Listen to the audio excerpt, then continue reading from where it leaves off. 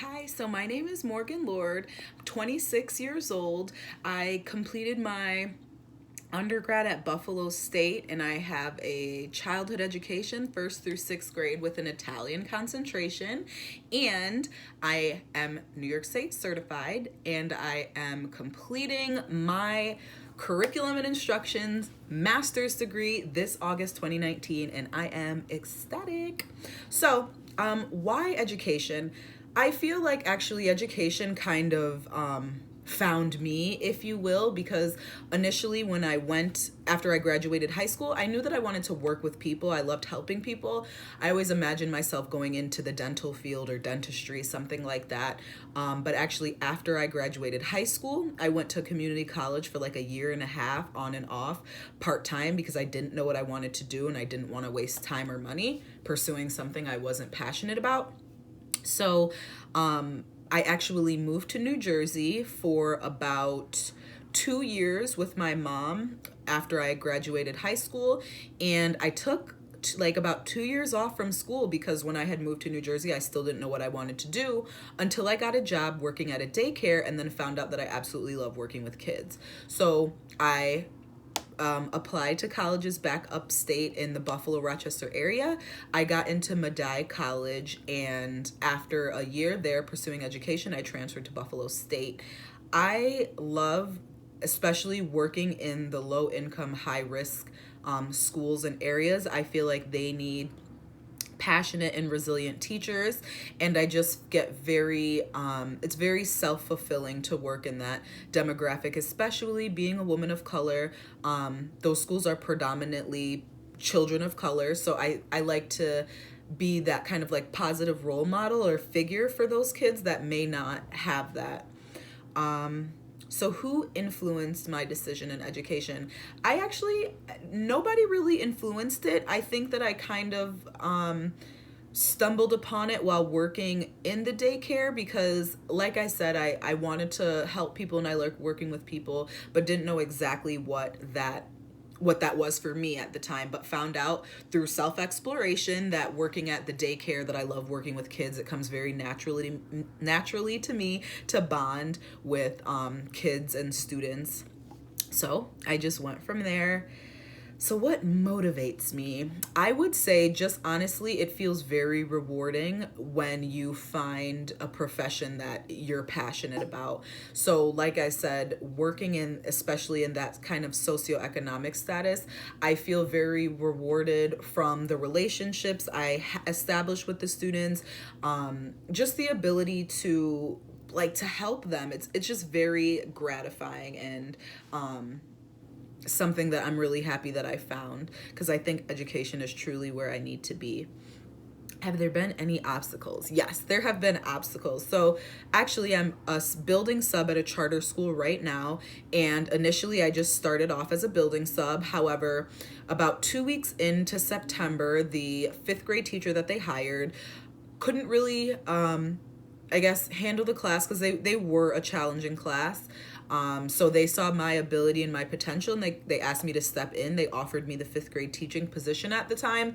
And of course, I was excited and I was like, yeah, absolutely. I would love this position. But they were like, we'll put you on a 30-day trial period and like we'll go from there. So I was like, great. I'm really glad that happened because about 2 weeks in, to having lead teacher responsibilities and balancing grad school full time, it was a lot. It was a lot for me because I want to give my all to everything that I do. So that means in school and that means in my career. And I felt that if I didn't take a step back, that one of those was going to suffer. And at the time, I felt that my education was most important because I'm in grad school and I need to finish grad school so I can really pursue my career. So at about 2 weeks, I had a conversation with administration and I told them, kind of how I was feeling. I was like, thank you so much for this opportunity. Honestly, I feel very appreciative that you guys saw my potential. However, I don't want to do a disservice to the students by saying I can accept this position, but I don't have the adequate time to learn the content and teach it how I need to. They're very understanding. They still wanted me to stay in for that transition period until they found a fifth grade lead teacher, which I was more than happy to do because I had already bonded with the kids and we already kind of built that relationship. So it was very hard when I had to leave. I was in there from September to like the end of January. So it was a very challenging time for me, especially just because I'm not that great at multitasking, I realize, especially when it's something as serious as grad school and teaching full time. So where do I envision myself? Well, actually, I'm very excited to say that I got hired as a 5th grade lead teacher at a different charter school. So I'll be starting that in September. So I'm glad to see that things kind of came full circle for me. I'm glad that I at least have some experience now with the content. So hopefully it won't be too new, but I know as a first year teacher that there will be challenges and obstacles that I'll have to face during that. But I'm very excited to say that once I'm done with grad school, I have a teaching position. Any advice I'd give? My advice that I would give is to get as much experience as you can in different grade levels. I found out that I am most comfortable working with 3rd grade and up. I love the little kindergartners. They're so cute, but it definitely takes a special type of teacher to be able to work with students that young. For me, I do like the students to be a little bit more independent.